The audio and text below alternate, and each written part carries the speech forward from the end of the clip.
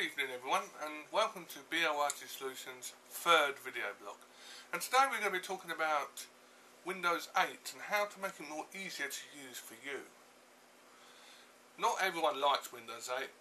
I'm not the biggest fan of it myself, but I know how to make it run better, look like more like Windows 7 and act like Windows 7.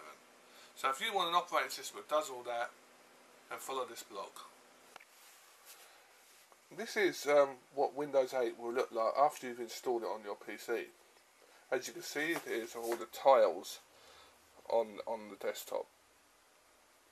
If you want to get onto your desktop, you have to physically click on desktop. It doesn't go straight to desktop, it goes straight to the Metro screen first.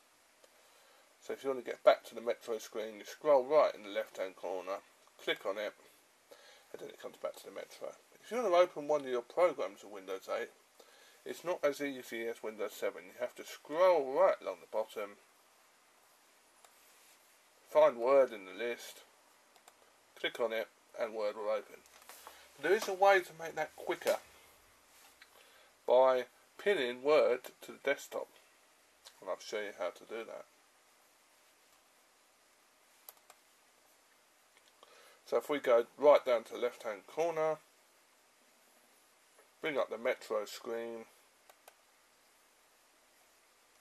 go right over to the far right hand side,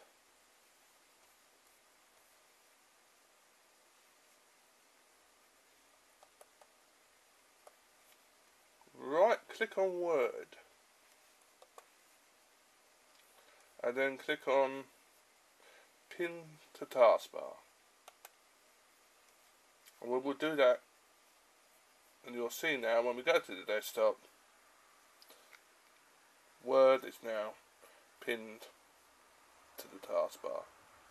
So it makes it quicker, so when you don't have to keep going back to the Metro to open Word or Excel or any program you want to open. I've also pinned, for example, Internet Explorer, so it makes it quicker to get onto Internet Explorer than it is going for the Metro system.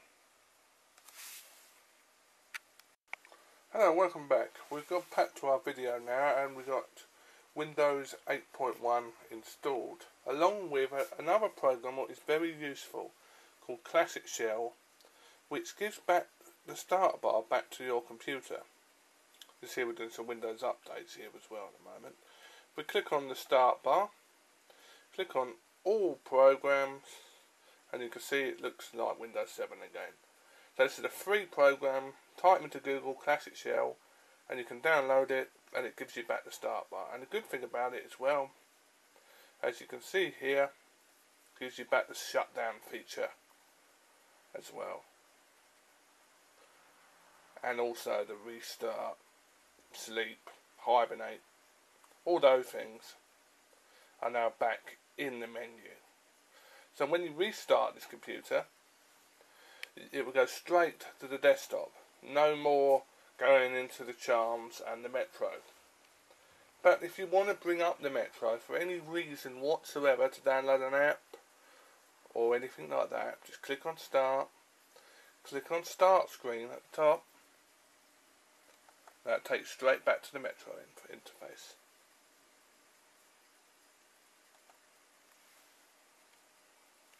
What we're going to talk about now is how to make Windows 8 go faster by shutting things off in Start. What I'm going to show you now, if we type in here into the search box, we're going to type in msconfig. That's msconfig.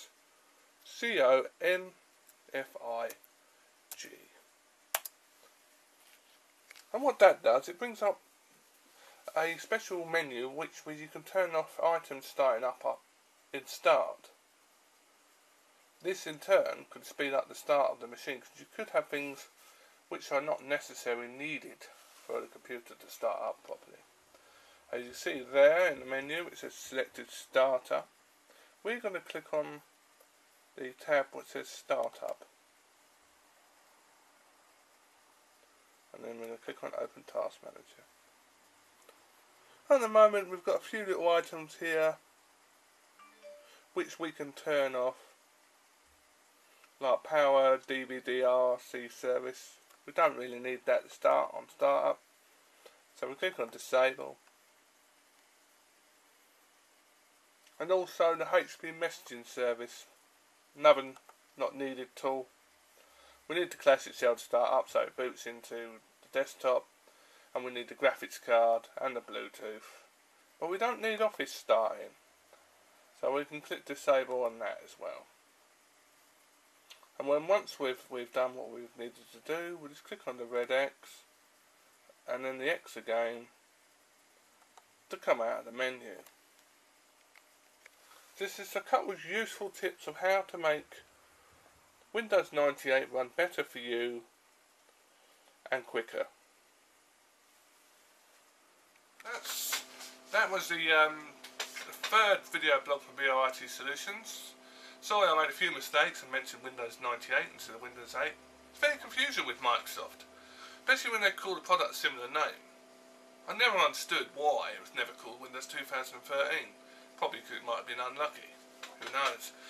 But you can follow more information from VOIT Solutions on our Twitter page, our Facebook page, and also our web page. So if you want to find more tips and ideas on IT, come and follow us. We're always willing to help. So that is it for tonight, and at the end of this presentation you'll have the links you need to follow. So it's Ben signing out, and have a great weekend and a great month. Thank you, bye bye.